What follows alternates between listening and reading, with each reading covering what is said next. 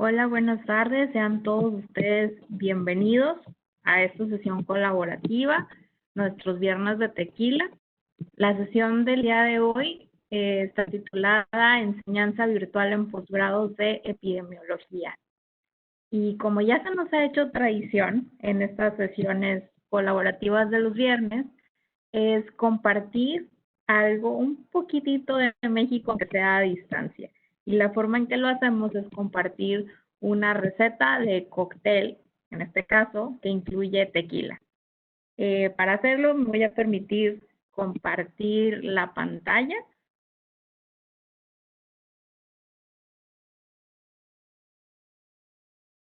Y la receta que les quiero compartir el día de hoy se llama margarita de mango. Y es un twist a la tradicional margarita que encontrarían en cualquier bar o piscina, ya que nos estamos imaginando salir de esta cuarentena. Los ingredientes que necesitamos para preparar esta deliciosa bebida refrescante es 1/3 de taza de su tequila preferido. Les recomiendo que sea un tequila claro, puede ser un tequila joven, de esos que son transparentes. Necesitamos también 1/4 de taza de licor de naranja, de preferencia el que es el tipe seco, que es como la botella que encontramos del lado derecho de la pantalla. También necesitamos 1/4 de taza de jugo de limón fresco, un mango fresco, lo pueden cortar, lo dejan así completo, nada más le quitamos el huesito del centro, una taza de hielo. Y para adornarlo, que esto es lo que le da el sabor diferente, es un chilito, un chamoy. Aquí en México se llaman tarugos y son estos como tubitos, popotes que aparecen en la foto del lado derecho, cubiertos de un chilito que no es muy picante, es más un dulce, tiene mucho azúcar, es algo que consumiría un niño pequeño por acá. Y los pasos que vamos a necesitar para esta margarita es, vamos a poner el tequila, el licor de naranja, el jugo de limón, el mango así en trocitos y los hielos en la licuadora. El paso número 2 es que lo vamos a poner a licuar hasta que el hielo ya esté triturado. Va a quedar como una nieve aguadita. Ya que esté en ese punto, lo vamos a servir en el vaso favorito. Y aquí les pongo un ejemplo que está una copa. Y para darle el giro divertido y el toque mexicano,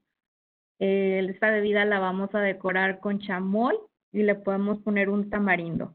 Yo les recomendaría que no le echaran tanto para que quedara como una bebida fresca, que le puedes dar un trago a gusto sin que te quede la boca así picosa. Y hay otra recomendación que le puede dar a un twist a esta margarita que la convierte en una cheverrita. Entonces es una cerveza y una margarita juntas. El cambio es que agarras una cerveza de botella y la pones de cabeza con el pico apoyado en la base de abajo de la copa, como en esta, y poco a poco, conforme empiezas a consumir la margarita, la misma gravedad va haciendo que se suelte el sabor de la cerveza en la margarita, y eso es algo que te servirían en la orillita, en la playa, en Cancún. Esa es la receta que quería compartirles el día de hoy, y sin más preámbulo quisiera darle lugar a Mónica Pinilla de la Universidad de los Andes, que va a ser nuestro ponente el día de hoy. Muchas gracias, Mónica.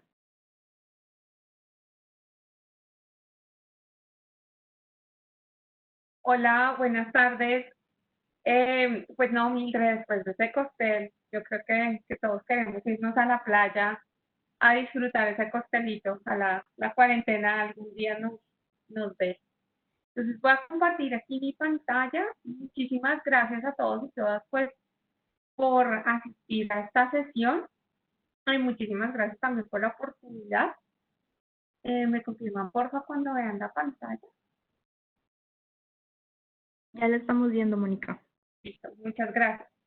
Bueno, Entonces, pues quiero empezar a hablar y lo que quiero hoy venir a contar es acerca de la enseñanza virtual que hemos tenido en los posgrados de epidemiología en la Universidad de los Andes. Entonces, he dividido esta presentación en diferentes partes. Primero quiero contarles un poquito de cuál era la idea de estos posgrados y de nuestra historia y de cómo nosotros los posgrados de epidemiología somos unos posgrados blended y por eso de pronto no, la gente cree que no nos dio muy duro el hecho de cambiar a la virtualidad. Pero creo que hay muchísimas enseñanzas que tenemos y muchísimos aprendizajes y sí sufrimos un cambio importante que la pandemia, pues al paso de la presencialidad a la virtualidad, de un formato blended a un formato totalmente virtual, pues sí nos enseñaron y son enseñanzas que me gustaría compartir con ustedes y tener un proceso de discusión al final para ver qué otras cosas están como compartir y discutir. Entonces quiero empezar como hablando de esta idea de los posgrados, de cómo es la metodología Blended, cómo colocamos toda esta metodología Blended para enseñar epidemiología, cuáles retos nos enfrentamos a lo largo del proceso, hablar sobre la pandemia y cómo nos adaptamos a la pandemia y también discutir un poquito acerca de las soluciones que encontramos a los problemas o a esos retos que nos trajo la pandemia y también cuáles fueron los aprendizajes y cuáles creemos que son los siguientes pasos para el siguiente semestre. Entonces, pues primero les cuento así muy por encima el proceso de diseño de estos programas. Son dos programas, un programa de maestría y un programa de especialización. Ambos programas son en realidad blended. Esto fue una idea que nació en el 2000, como en el 2012, pero se empezó a implementar en el 2016 bajo el liderazgo de la profesora Catalina González, que era la coordinadora anterior, y luego a mediados de 2016 se unía el equipo. Ahí lo que queríamos, nosotros teníamos una idea de hacer estos posgrados en modalidad blended, buscando tener un cambio y tenemos el objetivo de generar una oportunidad o generar un posgrado que le diera la oportunidad a personas de diferentes regiones, de diferentes países, de participar en el aprendizaje de epidemiología y de ser parte de la Universidad de los Andes. Y por eso decidimos que la modalidad blended era una modalidad que se adaptaba mucho a nuestros propósitos y nuestros objetivos y como a la visión que teníamos para estos posgrados. Siempre queríamos que el estudiante fuera el centro de su aprendizaje y que el aprendizaje fuera guiado en problemas o que se desarrollaran desempeños auténticos utilizando juegos de roles, aprendizaje basado en problemas, diferentes niveles de construcción. Y eso fue como lo que nosotros nos enfrentamos, o como lo que queríamos, digamos así, cuando empezamos el diseño de estos programas en modalidad blended. Cuando nosotros empezamos este diseño, ninguna de las dos, Catalina y yo, teníamos en la cabeza que era blended. Sabíamos que era una combinación entre lo virtual y lo presencial, pero no entendíamos muy bien esa combinación, cómo se daba. Y siempre pensábamos que era como pasamos las clases presenciales a una clase virtual y listo. Y esto es bastante directo. Entonces, cuando nos enfrentamos a eso, pues entonces nos enfrentamos a conocer qué era la modalidad blended y cómo la modalidad blended se daba en la Universidad de los Andes. Y lo que nos decían era que los cursos en modalidad blended integraban la virtualidad con la presencialidad. Y también lo que hacía era que utilizaban o tenían como ese aprendizaje autónomo, era muy importante para el desarrollo de los estudiantes y de sus capacidades. Y esto, aunque es bastante lógico, digámoslo así, fue para todos un proceso de aprendizaje de que Blended Learning era algo más de simplemente pasar la presencialidad a una plataforma virtual, sino que era casi que aprender a enseñar de nuevo. Y ese aprender a enseñar de nuevo, pues traía sus retos y traía como sus implicaciones a nosotros como docentes y también les voy a contar como a los estudiantes cuando empezaron a vivir esto. Decidimos en ese momento que nos íbamos a ir por este formato híbrido en los cuales lo que queríamos era incluir más o menos, diseñar una presencialidad que abarcaba más o menos el 25% y una virtualidad que abarcaba el otro 75%. Y eso lo teníamos muy claro porque lo que queríamos era que los estudiantes pudiesen desarrollar esas capacidades de aprendizaje y de esa forma también nos llamaba mucho la atención esto que era los cambios en el aula y el manejo del aula invertida y era pasar esa responsabilidad no la responsabilidad de enseñanza, pero sí como compartir la responsabilidad del aprendizaje entre los docentes y los estudiantes para generar y potencializar todo el proceso de aprendizaje y darle también como un rol mucho más activo a los estudiantes que no simplemente se sentaran en nuestras aulas a aprender lo que nosotros les transmitíamos, sino que en realidad fueran personas muy activas en cómo podían aprender y que utilizaran todas las herramientas que les podíamos dar para potencializar ese aprendizaje. Entonces fue así como empezamos el diseño y empezamos como a colocar todo esto, reconociendo, y esto es una parte muy importante, para nosotros era muy importante reconocer que lo que pasaba en la presencialidad no podía pasar en la virtualidad y que esas 4 sesiones que se iban a dar en la presencialidad eran únicas y irreemplazables, nada podía superarlas y que la virtualidad era el proceso que se estaba entre las presencialidades, pero que la presencialidad era casi que una parte, un pilar fundamental del programa y que si los estudiantes, llegamos a decir que si el estudiante faltaba esa presencialidad, era como faltar unas cosas muy importantes, que iba a perder casi que una parte fundamental del aprendizaje. Y los estudiantes, ahorita les cuento un poquito más, lo que siempre nos reflejaban era como con 4 sesiones de las 16. Pero era muy importante para nosotros esos principios. Cuando empezamos a colocar esto en práctica, pues éramos diferentes profesores que nos habíamos aprendido de manera presencial, habíamos hecho toda la carrera docente de manera presencial y nos veníamos a enfrentar a esta situación en donde empezábamos a pensar un programa que no era presencial, sino era una metodología nueva, aprender una metodología nueva y había que cambiar esa idea como docente de yo me voy a sentar aquí a transmitirte toda la información y todo lo que sé, a decir yo voy a ser el facilitador y a empezar como a dar un paso atrás y decir, bueno, voy a diseñar este curso pensando en cómo facilito el aprendizaje de mis estudiantes y potencializo esas herramientas que ellos tienen y como esas cualidades que ellos tienen con como con el toque de que no los voy a poder ver mucho y que la interacción va a ser pues de una manera virtual. Entonces, eso fue como un cambio de chip, yo creo que para todos. Recuerdo que cuando empezamos este diseño global, nos demoramos un tiempo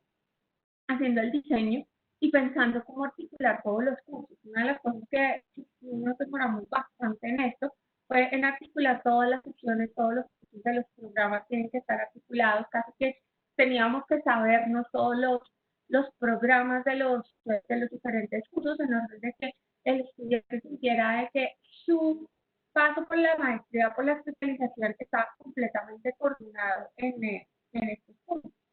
Entonces, eso fue un cambio. Después, cuando empezamos a colocar esto en práctica, diseñando cada una de las asignaturas, ahí fue cuando más nos encontramos y nos enfrentamos con nuestras propias barreras como docentes, encontrando que había mucho que decía, esto no se puede enseñar virtual. Yo personalmente enseño una clase que es técnica de análisis de datos, que es una clase como bioestadística, y ahí generalmente siempre me enfrento con esa realidad de decir, enseñar matemáticas y estadística virtual es una cosa muy difícil porque no tienes la interacción, necesita la autonomía de los estudiantes, que tiene que ser no simplemente ir a leer y hacer las actividades, entonces tienen que ser bastante autónomos, haciendo muchos ejercicios, respondiendo, teniendo esa mente crítica y como desarrollo de esas dudas. Y ahí nos encontrábamos pues con las propias barreras nuestras, que decíamos esto no se puede virtual, y pues también con el aprendizaje de decir necesitamos diseñar un programa y una asignatura que potencialice al estudiante sin que lo recargue, sin que le demos muchísimo, no le demos 10 horas de lectura, 10 horas de clase, 10 videos y muchas cosas, sino que le demos lo necesario para el tiempo que debe gastar en esta asignatura y que nosotros como docentes nos sintiéramos bien, nos sintiéramos como que estábamos haciendo lo suficiente en este proceso. Igual, creo que una de los aprendizajes que yo más tuve en este proceso de diseño de las clases fue en realidad dejar esa profesora que era, quiero sentarme al frente de un tablero, quiero pararme al frente del tablero y mis estudiantes y empezar a hablar y darles todo lo que yo creo que ellos necesitan saber para facilitarles el proceso y empezar a pensar cómo yo puedo crear herramientas pedagógicas para que mis estudiantes en realidad puedan llegar a hacer ese tipo de procesos y puedan llegar a ellos mismos construir esos propios aprendizajes y entre todos podemos generar ese proceso de aprendizaje para cada uno de los estudiantes y para el grupo en completo. Entonces, en este proceso de diseño de cada asignatura, pues nos enfrentábamos siempre a esa pregunta de esto no se puede hacer virtual, no se puede hacer Blender. Y cuando empezamos la implementación, empezamos a ver otro tipo de retos. Entonces ya no eran simplemente los retos que teníamos nosotros como profesores, sino también los retos que tenían nuestros estudiantes. Aunque nosotros desde el principio decíamos, estos programas son Blender y la gente seleccionaba los programas por la misma facilidad, de que tenía una parte virtual, una parte presencial, de que no tenían que estar en la presencialidad siempre, pues el principal reto era ese cambio de chip también de ellos esperaban que los profesores tuviésemos clases sincrónicas cada 8 días, una vez por semana, 2 veces por semana, y nos reuniéramos. Y se volvió un reto cuando ellos asumieron ese rol de yo tengo que organizarme, tengo que organizar mi tiempo, tengo que sentarme a trabajar en cómo son las actividades, en cómo voy a hacer A, B, C, D. Entonces aquí viene el reto, en la implementación, el reto de manejar los estudiantes, manejar sus expectativas, manejar sus propias creencias desde una conexión virtual, que ellos estaban pues separados de nosotros y nosotros los veíamos en la primera sesión, en la clase 1, pero los volvíamos a ver en la semana 8. Entonces, eran 8 semanas en medio de las dos presencialidades en las cuales nosotros no teníamos el contacto y éramos nuevos, entonces estábamos empezando a aprender cómo leer a los estudiantes, identificar esas necesidades de los estudiantes, identificar las necesidades de los estudiantes dentro de cada asignatura para poder adaptarnos y responder de manera adecuada. Entonces tuvimos quejas, decepciones, estudiantes que decían que era lo peor, estudiantes que decían que sí, que era chévere, pero que mejor lo presencial. Era bastante trabajo para nosotros como el grupo profesoral estar ahí intentando construir y intentando aprender al mismo tiempo cómo se implementaba esto, hasta que llegó un momento en que dijimos, bueno, no, la respuesta no es estar aquí peleando contra los paradigmas que tienen los estudiantes y sus propias expectativas, la respuesta es, digamos, cómo podemos incluir o hacer cambios en todo lo que hemos implementado o en todo lo que hemos diseñado que creíamos hasta ese punto que era divino, pero después nos dábamos cuenta que no, y empezar a construir es cómo podíamos cambiar esas cosas para responder a esas necesidades y empezar, así como dice la frase que está ahí, no era trabajar o luchar contra lo anterior y luchar contra esos paradigmas que venían y contra esas expectativas que venían, sino incluir a los estudiantes y empezar a construir dentro de este proceso, que era un proceso de aprendizaje para todos y era un proceso que era un cambio para todos nosotros. Entonces, en todos estos procesos pues nos enfrentamos a unos retos importantes, como les decía, la inconformidad de los estudiantes. Los estudiantes habían unos que sentían que no aprendían, habían otros que sentían que no les enseñábamos, habían estudiantes que nos decían literalmente, usted no me ha enseñado nada, y era también nuestra frustración como profesores de decir, ¿cómo puedo yo mejorar mi capacidad como docente para que sin hacer un paso, o sea, sin volver, como sin romper esas reglas de este cambio de rol o de querer darle autonomía a los estudiantes y sin querer simplemente pararme frente a la cámara y dar clases durante horas y horas, sino cómo yo puedo como profesor facilitar ese aprendizaje y facilitar y que el estudiante pues sienta una buena percepción y que se sienta contento con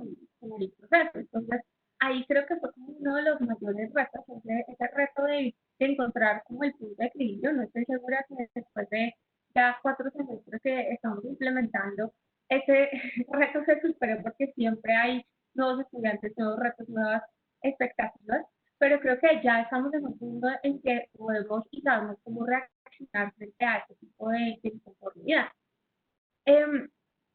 La otra cosa era cuando implementábamos el aula invertida, pues muchos estudiantes no sabían qué era eso, nosotros tampoco teníamos mucha experiencia en eso de darle el rol al estudiante, y uno de los retos que uno siempre se encuentra y que nos encontramos muchos de nosotros en el programa, en esta implementación de la virtualidad del programa, era el entender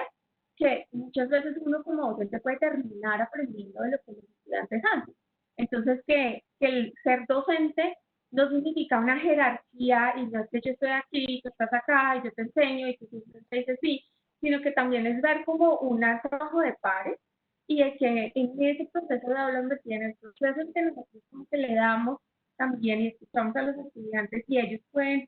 eh, como sacar esa parte de esa autonomía, pues ahí también va a haber un proceso de aprendizaje. Y ese proceso de aprendizaje va a enriquecer al curso, no solamente al estudiante, sino que va a enriquecer a sus compañeros y va a enriquecer a mí como docente para que la próxima implementación el curso mejore. Entonces creo que eso fue un proceso que nos gustó mucho a todos, pero que cuando llegamos a entenderlo fue bastante satisfactorio, porque fue como decir, listo, sí, yo esa cosa no me la sabía, la aprendí, y eso va a hacer que mi próximo curso sea muchísimo mejor. Otro de los retos era cómo manejamos la autonomía de los estudiantes. Entonces, nosotros somos programas de posgrado, tenemos estudiantes que tienen características distintas a algunos estudiantes que se acaban de graduar del pregrado de medicina, que quieren hacer su posgrado para poder llegar a hacer una especialización clínica. Hay otros estudiantes que ya tienen esas especializaciones clínicas, que tienen en algunos casos maestrías, pero que quieren continuar aprendiendo. Entonces, el desarrollo de la autonomía de ambos grupos es completamente distinto y el estar lejos, no poder sentarse a uno, hablar con ellos y discutir con ellos, pues se hace un poco más complejo de poder leer esas necesidades y poder entender cómo les facilitamos el camino del aprendizaje al estudiante y cómo desarrollo esa autonomía. Entonces, esto ha sido un aprendizaje de dar herramientas y de que sabemos que hay momentos críticos a lo largo del semestre. Hay momentos que ahorita les voy a contar qué ha pasado con la pandemia y cómo esos momentos críticos se nos exacerbaron, pero el aprendizaje ha sido eso. La otra cosa es el manejo del tiempo. Creo que en la implementación de estos posgrados, una de las cosas que más hemos aprendido es que la gente tiene un concepto de tiempo bastante gracioso, porque nuestros estudiantes siempre, al principio no les preguntábamos, pero ahora ya como que constante les preguntamos, ¿qué haces en un día? ¿Cuál es tu día normal? Y tenemos estudiantes que me dicen, mira, yo me levanto a las 5 de la mañana, a las 6 ya estoy trabajando, de 6 a 12 trabajo, a las 12:01 ya estoy en la casa estudiando, y como que nunca se dan cuenta de que uno descansa, de que uno duerme, de que uno tiene tiempo en que uno se sienta a hacer nada. Y ese manejo del tiempo creo que es uno de los retos más grandes para los estudiantes, entender que el tiempo, un día tiene 24 horas, y uno tiene 7 días a la semana y vuelve y empieza. Entonces, y que ni por más que tú seas rápido ni súper bueno, pues no vas a poder duplicar las horas en el día, y que si tienes que estudiar, tienes que estudiar, y que esto ya no es de que tú vas a la aula de clases y sientas, escuchas a la profesora o al profesor, te vas y chuleas la clase, sino que tienes que en serio sacarle el tiempo, sacarle las horas, sacarle la dedicación. Vas a tener que aprender, vas a tener que hacer esto, porque cuando te reúnas con el profesor, la idea es que hagas preguntas, y esas preguntas pues nunca se van a generar si no tienes como ese manejo de tiempo, esa autonomía, ese desarrollo. Entonces, esto ha sido uno de los mayores retos que tenemos. Y uno de los retos que creo que sí es muy importante y que, por lo menos en lo que nosotros hemos evidenciado en este cambio en la pandemia, en los programas que se convirtieron, de una vez a metodología, pues, a una virtualidad, es el proceso de evaluación. Y el proceso de evaluación es muy importante porque uno quiere, como docente, saber si sus estudiantes aprendieron o no, y también quiere que los estudiantes tengan como esa motivación de aprender, dado que van a tener una evaluación. Entonces, aquí uno de los retos más grandes ha sido el cómo cambiamos esa idea de que evaluación significa que toca hacerlo, y más bien que evaluación es simplemente un proceso en el cual tú te autoevalúas, digámoslo así, o chequeas que el aprendizaje que está dado, y no es un proceso de que este profesor me está evaluando y yo necesito la nota y la nota y la nota y la nota. Entonces creo que tuvimos un proceso, todavía lo tenemos en las instituciones con los docentes, que tenemos que hacer tareas, tenemos que hacer quizzes, ¿cómo lo hacemos? En la virtualidad, ¿cómo te das cuenta de que no están copiando? ¿Cómo te das cuenta de que no tienen Wikipedia abierto? Entonces, es como todavía seguimos en ese reto, pero creo que es un cambio también de paradigma y de idea de cómo se aprende y de para qué es el aprendizaje. Cuando llegó la pandemia, yo recuerdo que todo el mundo nos decía, no, pues ustedes se ven una verdad, está súper fácil, ustedes deben simplemente cambiar 4 presencialidades. Pero si ustedes recuerdan, yo les comenté que 4 presencialidades, nosotros éramos súper estrictos diciendo, esto es obligatorio. El programa que tenemos, el programa se cae y no tenemos otras presencialidades. Y llegó la pandemia justo antes de la segunda presencialidad. Entonces, los estudiantes, los 20 en la semana 1, llevaban 7 semanas y el jueves antes de implementar la segunda presencialidad se decidió que no íbamos a tener presencialidad. Entonces esto fue un choque porque teníamos todas las clases estaban implementadas, estaban pensadas para implementarse en esa presencialidad que teníamos nosotros la idea y le habíamos dado la idea a los estudiantes de que el programa no funcionaba y esa presencialidad no estaba ahí, que era fundamental. Y lo tuvimos que pasar a la virtualidad de un día para otro. Era casi que a las 8 de la noche se tomó la decisión, mañana nos vemos a las 6:30 de la mañana, a las 6:30 de la mañana empezamos todos y empezamos a traer las actividades que teníamos para la presencialidad a una virtualidad que no teníamos acostumbrada. No teníamos acostumbrado a estar de 6:30 de la mañana a 5 de la tarde reunidos en sesiones de 3 horas con los estudiantes, sino que antes era una cosa mucho más flexible, de reuniones sincrónicas de 1 hora, 2 horas cada 15 días, unas actividades muy bien establecidas y con un seguimiento constante. Entonces aquí hubo un cambio que nos demostró de que nosotros, aunque estábamos más preparados, no estábamos completamente preparados, porque las clases se volvieron muy largas, había problemas de conectividad, entonces muchos de nuestros estudiantes se les caía el internet, entonces si tú tenías el quiz justo para hacerlo en la presencialidad y lo querías hacer en la virtualidad, pues el estudiante te llamaba y te decía, no, pero es que mira, no tengo internet, ¿qué hago? Entonces ya es como cambiar, como yo evalúo esto sin que esto se vuelva como tienes que estar aquí a las 9 de la mañana y de 9 a 9:20 si no pierdes el quiz. También había muchos problemas de atención y creo que todos los que trabajamos y nos pasamos a la virtualidad del teletrabajo nos dimos cuenta de esos problemas de atención que tenemos, que jornadas muy largas que se cansan. Y ya teníamos estudiantes que empezaban a las 6:30 y terminaban clase a las 9:30, a las 9:30 empezaban las siguientes, terminaban clase a las 2:30, después teníamos un coloquio, después tenían otras clases, y literalmente no tenían qué hacer y no tenían cómo descansar y ya uno, si te tocaba la clase así como de la tarde, pues ya te dabas cuenta que el estudiante no estaba colocando atención y era porque estaba totalmente agotado. Entonces era como también pensarnos esa importancia de esa presencialidad, cómo la pasábamos a la virtualidad, sin que eso signifique que ahora nos podemos volver completamente virtuales, porque eso es lo otro que no queremos irnos a esa situación de que los estudiantes nos digan, si ya funcionó, pues estamos en presencialidades no sirven, porque en realidad el programa está diseñado para tener esas presencialidades. Entonces, ese problema de atención y esos problemas de adaptación sí fueron como evidentes. De igual manera, la mayoría de nuestros estudiantes pues son profesionales de la salud que estaban trabajando en el ámbito clínico y además de que pasamos y quitamos la presencialidad, de que ellos sintieron de que les quitamos como apoyo, como ese pilar que tenían ahí de entrar a la presencialidad, de volver a reunirse, de como aterrizar en el programa, pues también tenían una carga, una actividad grandísima en sus trabajos que les estaba afectando su rendimiento. Entonces, hubo que realizar como diferentes acciones en orden de que los estudiantes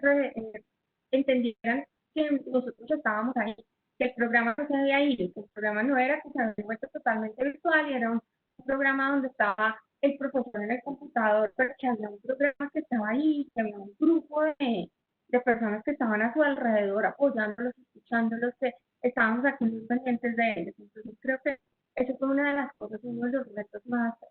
grandes y una de las soluciones que encontramos a ese aumento de la ansiedad de los estudiantes, a la imposibilidad de nosotros de generar ese feedback que teníamos y que ya veníamos acostumbrados. Cosas que encontramos, empezamos a implementar en el proceso de disminuir esas clases, esas clases sincrónicas que fueran tan largas y que nos generaran procesos o problemas de atención, fue empezar a mover los procesos sincrónicos. Entonces, ya en la segunda presencialidad, virtualidad, después de que empezamos la pandemia, pues ya un poco así. Y lo que hicimos fue que en todos los cursos, aunque estaban unas virtualidades ya programadas, esas virtualidades se adaptaron de manera muy leve y la semana que nos tocaba presencialidad se adaptó de manera bastante importante en orden que se le diera un mayor seguimiento a los estudiantes, los estudiantes sintieran que el profesor estaba ahí y la clase o la plataforma no se volviera como una plataforma muy sin energía. Entonces, era casi que nos tocó diseñar momentos de actividades y un diseño continuo de pensarnos esto cómo va a funcionar para que se viera como que se energizara la plataforma. Escuchar a los profesores desde la coordinación, para nosotros nos tocó escuchar a los profesores y a los estudiantes de una manera continua, saber que había unos que estaban felices porque el posgrado se les volvió como la salida, era como lo que había un mundo de estrés a su alrededor y estaban al posgrado y se sentían como una normalidad. Entonces, eso a ellos les favorecía mucho, pero habían otros que sentían que el posgrado había cambiado y que, aunque era un cambio leve, sí les sentía y les hacía mucha falta esa presencialidad. Entonces, había que escucharlos muy bien para poder tomar decisiones que no nos afectaran como todo el conjunto, pero que sí que les podemos dar ese apoyo. La otra cosa es que nosotros, como les comenté antes, veníamos con una evaluación cuantitativa ya escrita. La universidad cambia evaluación cuantitativa y pensamos que los estudiantes iban a dejar como que no voy a hacer nada, pero al contrario, nuestros estudiantes lo que hicieron fue que pasaron una evaluación cuantitativa y siguieron con la misma motivación. O sea, la evaluación cuantitativa siguió ahí, la calificación se dio, o sea, y ellos seguían haciendo 10.000 cosas por ganarse el bono, se les hacían incentivos, diferentes incentivos, por lo menos en mis clases se les hacía que hicieran videos, que hicieran diferentes actividades, que les subieran a las plataformas, que les explicaran a los estudiantes, a sus compañeros, cómo se resolvían ejercicios, y a eso se les da un bono. Al final les dije, bueno, todos los que hicieron este tipo de bonos no tienen el último quiz y todos hicieron el quiz porque ellos querían aprender. Entonces ahí creo que una de las cosas que fuimos construyendo a lo largo de todo el semestre y que fue muy bonito ver es cómo ese proceso de confianza hacia el estudiante hizo que el estudiante se apoderara de ese proceso de aprendizaje y que la nota no fuera el inútil, que lo que ellos querían era aprender. Entonces a nosotros nos decían, es que yo lo que quiero es aprender, o sea, yo me voy a considerar cuál es mi nivel si yo logro aprender. A mí no me sirve de nada tener un 5, sino que yo quisiera solucionar esto que está pasando aquí, la pandemia, yo quiero participar de manera activa. Entonces, eso fue una cosa muy bonita que sucedió. Ya otra cosa que fue importante en este proceso de la pandemia era que, aunque no hubo un cambio tan severo, bueno, pues no fue pasar completamente de una presencialidad a una virtualidad, sino que al contrario, pues fue un proceso, como les dije, un poco más leve, un cambio leve. Nosotros sí necesitamos implementar cosas, necesitamos implementar diferentes actividades, como les mencionaba, para mantener energizados esos cursos, para que los cursos tuvieran esa energía que nosotros queríamos darles en esas clases presenciales que decíamos que eran irreemplazables. Y también era muy importante que en cada curso se identificaran las necesidades y los retos de los pacientes, de los estudiantes, y que se identificaran esos estudiantes en riesgo que por la condición de la pandemia, que por su condición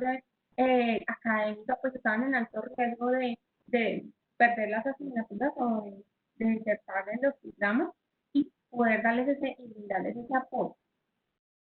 Lo más importante siempre fue comunicación con los estudiantes, comunicación con los profesores, saber cómo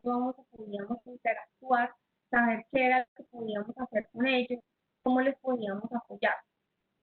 Y ahora lo que nos tiene, o sea, como los pasos que nos siguen en estos programas de tecnología, es que,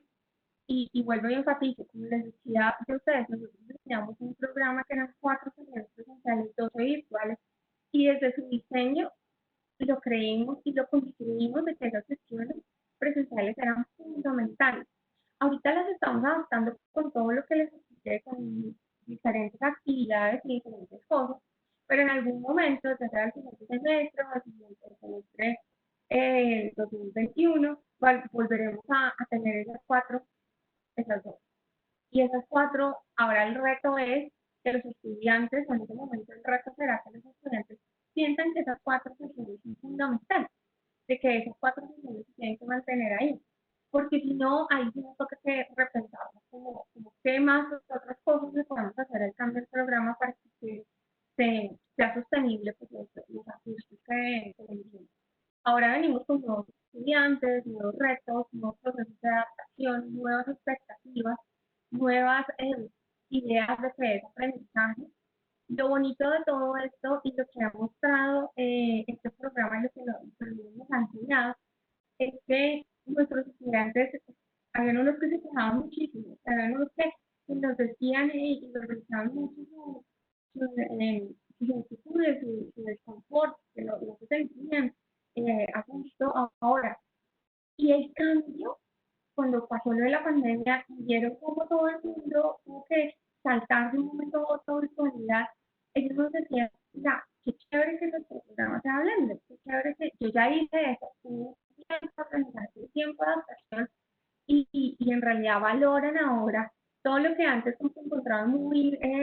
retador, como que lo encontraban bastante complejo, ahorita lo ven desde una perspectiva que agradezco haber aprendido todo esto, porque pude, o sea, en esta situación tan compleja, me pude adaptar mucho más rápido y no sentí que el programa me cambió completamente, sentí que cambió un poco, pero no fue un cambio que generó más ansiedad, más estrés, más problemas en mi vida, sino que al final pues pude ir y encontrar el programa como un lugar donde yo podía volver a esa normalidad que tenía. Bueno, eso era lo que quería contarles. Muchísimas gracias.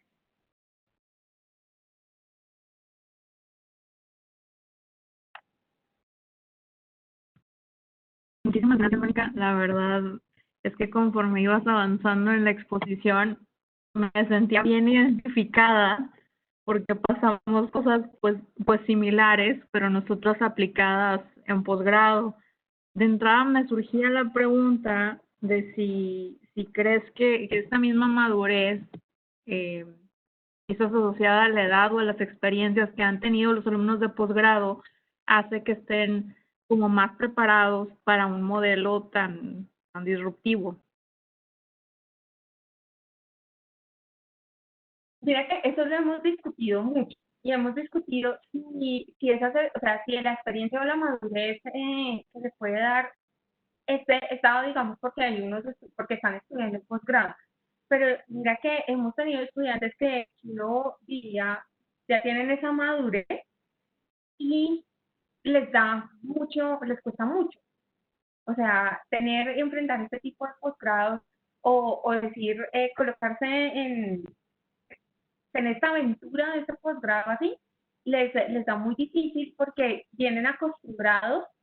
a ese aprendizaje tradicional donde el profesor está ahí. Creo que los estudiantes como que más han verbalizado su inconformidad con la falta de tener sesiones de 3 horas donde el profesor se sienta y te habla y te habla y te habla. Han sido estudiantes que vienen como de como que ya no, uno diría tienen esa madurez, pero no, no pueden como enfrentar ese cambio. Yo creería que esto está más dado es, o sea, esa posibilidad de tomar esto como un reto está más dado es por la sensación de que entienden qué es lo que es la metodología, la modalidad Blended. Entienden que el hecho de que les digamos y digamos, no vamos a tener aquí un profesor y un estudiante y yo hablo y tú me escuchas, sino que vamos a trabajar como pares, lo entienden como que es un pilar del aprendizaje. Nosotros sabemos que todos nuestros estudiantes, todos, no importa la edad,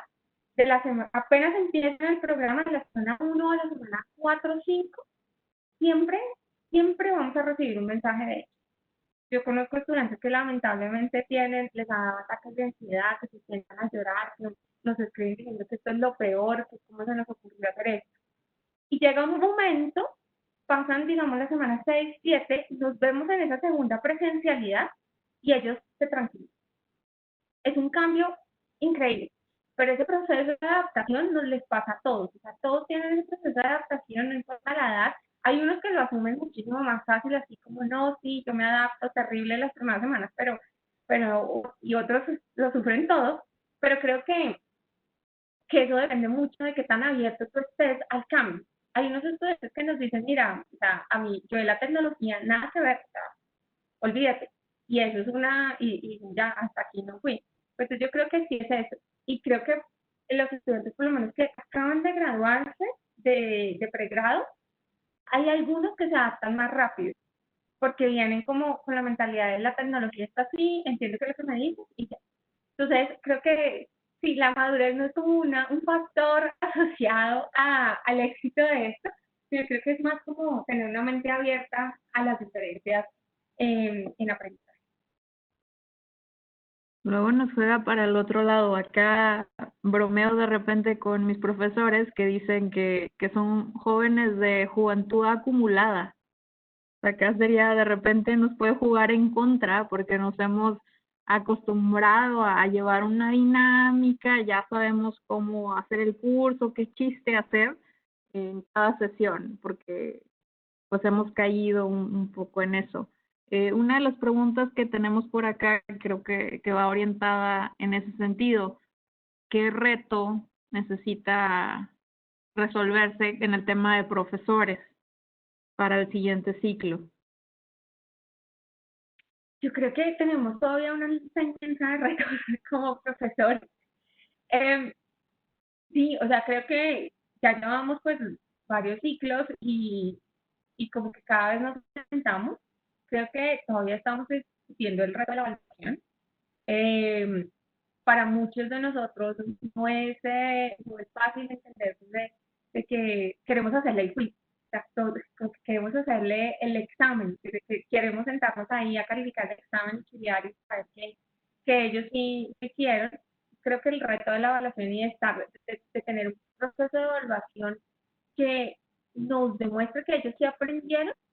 y que tenga como una rigidez en nuestro estándar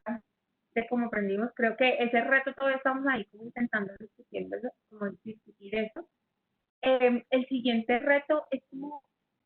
no volverse o demasiado dinámico en sus clases o demasiado pasivo.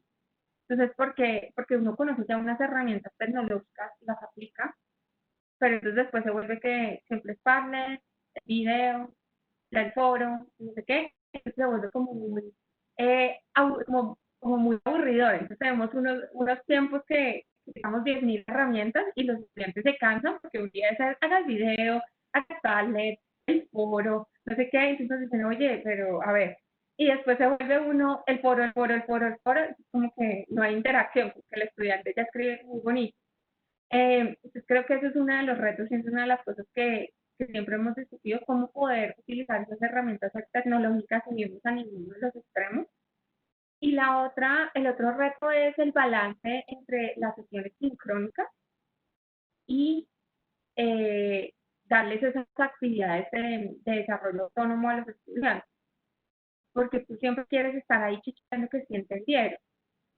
Pero entonces de pronto uno se vuelve que ya chequea todo cada 8 días, 2 veces a la semana, y ya te vuelves la clase magistral porque te das cuenta que no entendieron, entonces es más fácil para ti. Vamos a hacer una llamada sincrónica y les digo todo lo que tengan que entender. Entonces creo que esos son como los 3 retos que creo que me acuerdo ahorita que hemos identificado que son muy claros y que estamos todavía como trabajando en ello. Muchas gracias, Mónica. Otro de los comentarios recalca el tema de bienestar. Eh, Justamente hoy estaba platicando eso con un grupo de profesores de mi universidad y decíamos, bueno, es que este semestre que acabamos de terminar, pues era novedad y estábamos pensando que era en el corto plazo y lo recorrimos como si fuera una carrera de 100 metros planos y pasó lo que decías ahorita, oye, vamos a poner esta tecnología y descargué esta aplicación y bárbaro, nos quemamos, creo, mucho en ese sentido. Y ahora nos damos cuenta de que esto no acaba este fin de semana, ya estamos cansaditos un poquito de estar en las mismas 4 paredes y obviamente traemos una afectación anímica que va a ser difícil que no nos llevemos a nuestros estudiantes quizás un poco en la corriente. ¿Qué opinas que podemos hacer como para abordar este tema? Sí, yo creo que una de las cosas que como docente siempre como que nos anima es esa interacción con los estudiantes, es como tener esa interacción en nuestros grupos y ahorita tener esta sensación y como, o sea, yo los admiro a todos ustedes los que pasaron, como tú dices, una carrera de 100 metros, lo que nosotros hicimos en un maratón, ustedes lo hicieron en 100 metros, eso cansa y es bien difícil como no transmitirle ese cansancio a los estudiantes. Creo que una cosa que es muy importante es refrescarse y mirar, o sea, como dar un paso atrás y mirar qué es lo que hay. Cuando nosotros hicimos la primera implementación de nuestro programa,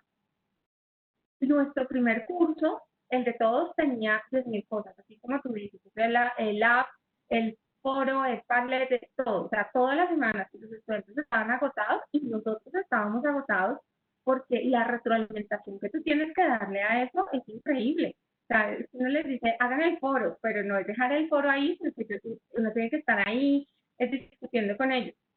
Entonces, lo que hicimos después de la primera implementación fue como darle un tiempo al curso, dar un paso atrás y decir de esto qué es necesario, qué es fundamental en el curso. O sea, porque no sé si a ustedes les pasó, pero lo que nos pasó a nosotros es que queríamos avanzar todo, queríamos saber qué ellos estaban leyendo. Entonces, esta semana tiene que hacer esta lectura, responda a estas preguntas en el foro, tiene nota. Y después cuando evaluamos nos dimos cuenta de que no tenía nota, que no necesitabas hacerle quiz o control de lectura siempre, de que tenía que generar esa confianza. Eso hace que uno como profesor descanse un poco y que también tú le des un aire a los estudiantes. Cuando uno ya como que descansa un poco y no siente que el curso es una carga, porque yo escucho muchos de mis colegas que el curso, o sea, se está volviendo una carga más para los estudiantes porque tienen la presencialidad más la virtualidad y para los profesores igual. Entonces yo lo que nosotros aprendimos fue eso, pues como hay que mirar qué es fundamental en el curso, qué es simple paranoia nuestra, los profesores, de que queremos como estar ahí chequeando, chequeando, chequeando, y darle esa flexibilidad al curso para que los estudiantes creen y desarrollen su propio conocimiento, su propio aprendizaje, y que nosotros seamos los facilitadores y no seamos como los verdugos que estamos ahí mirando con una lupa que sí hagan. Como estamos desde tu computador, pero necesitamos saber si tú ahí. Entonces creo que eso haría que los profesores se sientan un poco más descansados y también los estudiantes se sientan más descansados y los cursos fluyan, pues porque va a ser una implementación por lo menos de otro semestre o un par de meses. Me parece importantísimo lo que dijiste, pusiste el dedo en la llaga de a lo mejor en un tema presencial nos era más sencillo estar como controlando todo, tratando de controlar, aunque sea eso, pero la verdad es que ahora nos hace hacer ese trabajo de repente editorial de qué es necesario y también nos hace confiar un poco más en el estudiante, en cómo él va a ir autogestionando su aprendizaje. Voy a leer tal cual uno de los comentarios que hace Henry Mayorga. Dice, buenas tardes, gracias por la presentación. Ya que se tiende a pensar que la enseñanza de las asignaturas que no tienen un componente fuerte de práctica en escenarios clínicos podría ser más fácil esta migración a contenidos digitales. Sin embargo, es claro la dificultad para todos los niveles. ¿Cuáles de las estrategias realizadas por parte de ustedes tuvieron mejor percepción por parte de los estudiantes, por un lado, y por otro lado de los profesores? De los estudiantes, por lo menos te cuento en mi caso, como les decía, yo enseño estadística y es otra cosa que creo que nosotros decimos, esto enseñarle en lo virtual es muy, muy difícil. Mi, mi estrategia con los estudiantes fue reconocer las necesidades de cada uno de los grupos. Entonces, yo tuve como diferentes etapas. Yo tuve una etapa en donde me colocaba los principios pedagógicos de Blender así, como que casi me los tatué en la mano, y era como, ustedes son autónomos, ustedes no sé qué, y los estudiantes estuvieron sufrieron mucho, y me hicieron también sufrir a mí, porque eran las típicas quejas de que tú eres la peor profesora, que eres de no sé qué, y ellos creen que uno está ahí súper contento viéndolo sufrir. Entonces, yo estuve en el extremo, y de esa experiencia aprendí mucho en escuchar las necesidades de los estudiantes. Entonces, no todos los grupos son iguales, no todos los estudiantes son iguales, no todo el mundo aprende de la misma manera. Uno no puede cambiar, eso no quiere decir que me va a adaptar a cada uno de los estudiantes, porque si no, nosotros como docentes pues no haríamos abasto. Pero sí es entender cómo podemos suplir esas necesidades de los estudiantes y esas necesidades van a ser distintas. Entonces lo que yo hice fue, empezaba como tanteando, como probando diferentes cosas. Entonces empezaba probando aula efectiva, empezaba probando por lo menos sesiones cortas de preguntas y respuestas, vernos un poco más en la virtualidad, por lo menos hacerles foros. Y una de las cosas que me sirvió mucho fue que los coloqué en el rol de profesor. Entonces les coloqué así como que les hacía, todas las semanas ahí en mis clases hay un foro que una pareja lo lidera. Ellos son los que tienen que explicar el tema, los que tienen que realizar ejercicios, presentarle a sus compañeros, y eso hace que ellos se empoderen de su propio aprendizaje, de que sus compañeros escuchen y entiendan que el otro, que sus pares les pueden enseñar, que creo que es una de las cosas que a veces se complica en este tipo pues en el mundo de la enseñanza, y hace también que yo pueda estar ahí facilitando el aprendizaje, como mirando, sin que sea centro del proceso de aprendizaje. Entonces creo que eso les ayuda mucho a los estudiantes, porque ellos sienten que aprenden, sienten que hay un profesor ahí al lado guiándolos, sienten que sus compañeros les están explicando y sienten un apoyo, como una red de apoyo. Entonces, eso creo que para mí fue muy, muy bueno. Para las experiencias de otros profesores que creo que les ayudó mucho en todo este proceso, fue la verdad lo que les estaba diciendo ahorita, dar un paso atrás, dejar de ser esa persona que vigila cada paso que da el estudiante y darles un poco más de libertad. Eso siento que hay unas clases que eran mucho más teóricas en que los profesores se sentían así como yo necesito que el estudiante me aprendan, me lea, yo necesito que ellos me digan, me hagan preguntas muy informadas. Y cuando ellos le dieron, el profesor le dio esa libertad a los estudiantes empezaron a crear su propio foro de discusión, empezaron como a sentir menos presión de tengo que estar leyendo porque es que me van a hacer un quiz o la tarea no es que, y empezaron a generar el conocimiento y el profesor empezó a ser el facilitador. Entonces, eso hizo que el estudiante se sintiera mucho más conforme con su aprendizaje, porque no sentía que era una carrera maratónica de que tengo que hacer 20.000 cosas, que hoy es lunes y me colocaron 20 tareas acá y el viernes tengo quiz y tengo trabajo y tengo familia, sino que era como, tengo unas actividades muy claras y quiero aprender. Entonces creo que eso fue muy, muy interesante y a los profesores les sirvió mucho, porque también hizo eso que ahorita tú estabas diciendo, era como relajarlos un poco, como mejorarles este bienestar de me siento buen docente, pero no me estoy afectando acá, y siento que mis estudiantes están aprendiendo. Entonces creo que eso han sido como cambios y procesos. Y yo diría que no simplemente la parte práctica, o sea, la parte práctica y las clases prácticas sí